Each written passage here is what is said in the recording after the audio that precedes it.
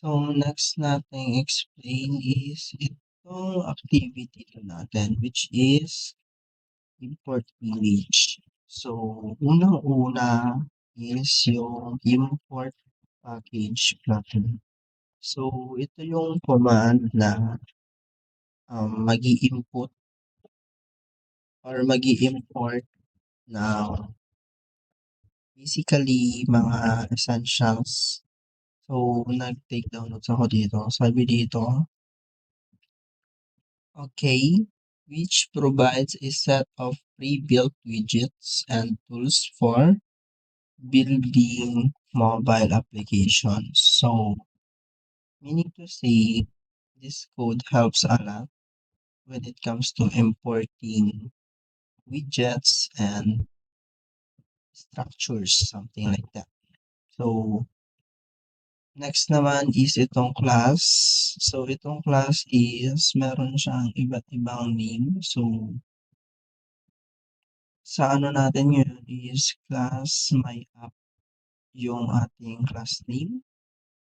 And next is the void main. So, what is the meaning of the void main? So, this is the function of a application. So, ibig sabihin, it is where the app start executing. So, ibig sabihin dito siya mag-start mag-execute here. So, void main. So, ibig sabihin, dyan siya mag-start mag-execute.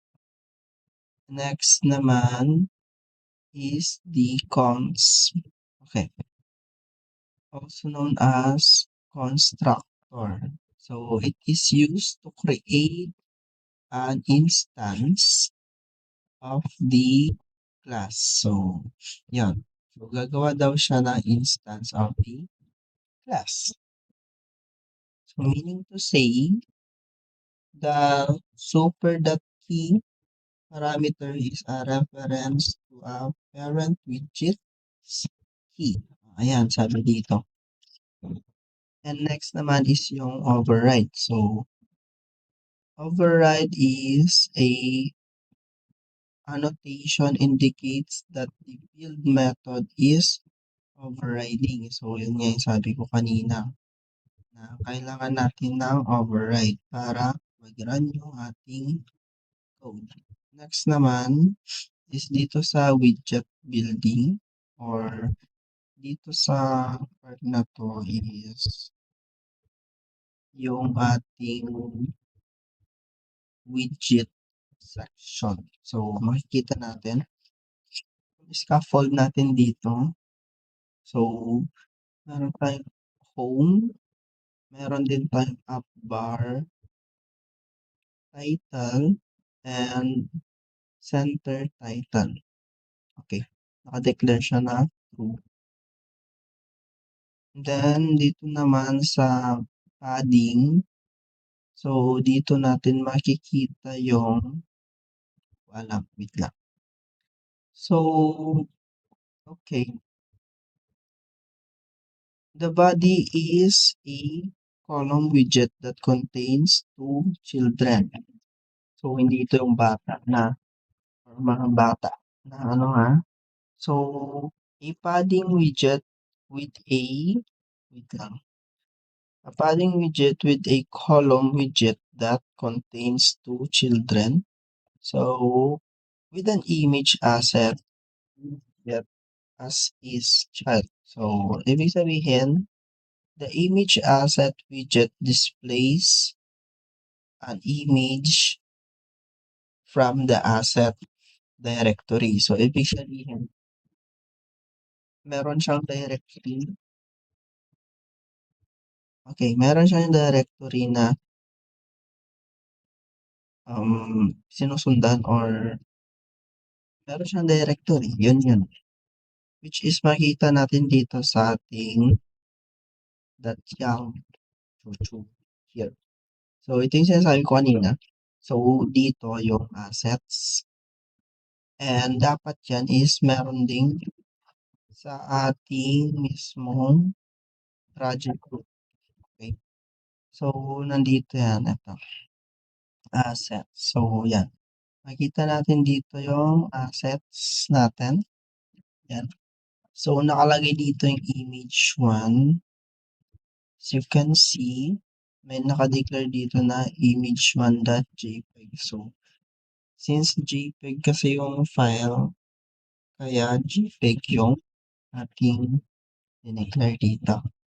So, dito natin makikita or dito natin pwede i-declare yung mga assets from network or sa ating mismong device. Yan, yan makita natin dito. So, meron din, may dito. The following ensures that the material icons font is included with your application. Yan. Meron siyang ano dito, yung sa image. An image asset can refer to one or more resolution specific variant. So, hindi lang isa, hindi marami. So, let's try to run this node. So, i-run natin ito. Ayun. Yan. So, ito yung pinaka-output ng import image. Wait lang natin siya. So, dapat nakapili kayo ng debugging device nyo kasi hindi siya magdi-debug mismo dito sa VS Code. Okay? Okay, so, ano ba?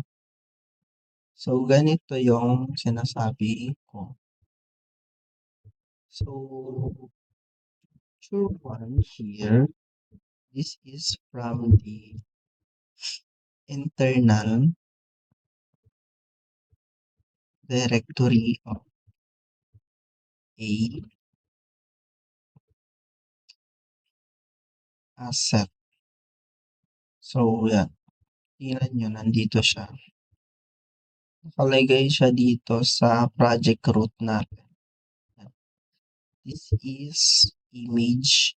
As you can see, makikita nyo yung path niya dito, which is asset and image, which is nakadeclare dito.